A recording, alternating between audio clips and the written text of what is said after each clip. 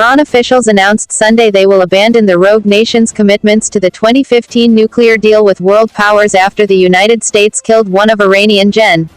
Qasem Soleimani in an airstrike in Baghdad Friday. Sunday's announcement, which represented the clearest nuclear proliferation threat yet made by Iran since President Trump unilaterally withdrew from the accord, came after another Iranian official said it would consider taking even harsher steps over the killing of Soleimani.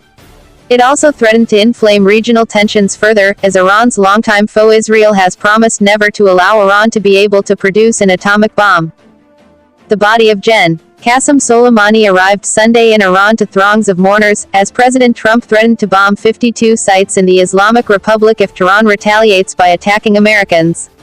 ISNA via AP, hundreds of thousands of people flooded the streets in Iran Sunday to walk alongside a casket carrying the remains of Soleimani, the former leader of its expeditionary Quds force that has organized Tehran's proxy forces in the wider Mideast. Iran's state TV cited a statement by President Hassan Rouhani's administration saying the country will not observe limitations on its enrichment, the amount of stockpiled enriched uranium as well as research and development in its nuclear activities. Meanwhile, Iraq's parliament voted in favor of a resolution aimed at expelling the 5,000 U.S. troops stationed there over the war against the Islamic State terror network.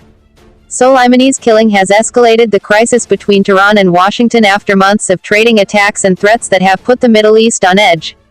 The conflict was rooted in Trump pulling out of Iran's atomic accord in May 2018 and imposing sanctions that have crippled Iran's economy. Iran has promised harsh revenge for the U.S. attack.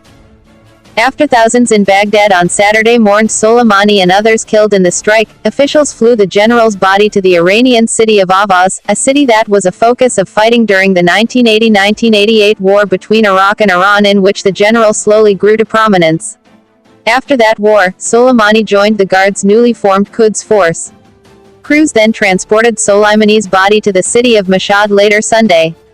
State TV estimated that 1 million mourners came out to the Imam Reza shrine to pay their respects. Soleimani was the architect of Iran's regional policy of mobilizing militias across Iraq, Syria and Lebanon. He also was blamed for attacks on U.S. troops and American allies going back decades. Although it's unclear how or when Iran may respond to Soleimani's death, any retaliation was likely to come after 3 days of mourning declared in both Iran and Iraq.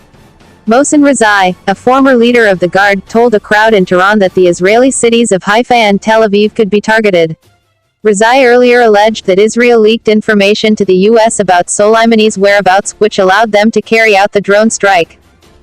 "Rest assured we will level to the ground Haifa and Israeli centers so that Israel will be wiped out," he said. "The issue is very serious for the Iranian nation. You hit us and you should get hit. You attacked us and it is the Iranian nation's right." Iranian officials plan to meet Sunday night to discuss further steps away from its 2015 nuclear deal with world powers, one that could be even greater than planned. Iran has previously broken limits of its enrichment, its stockpiles and its centrifuges, as well as restarted enrichment at an underground facility. The Iranian parliament on Sunday opened with lawmakers chanting, "Death to America." Parliament Speaker Ali Larijani described American officials as following the law of the jungle.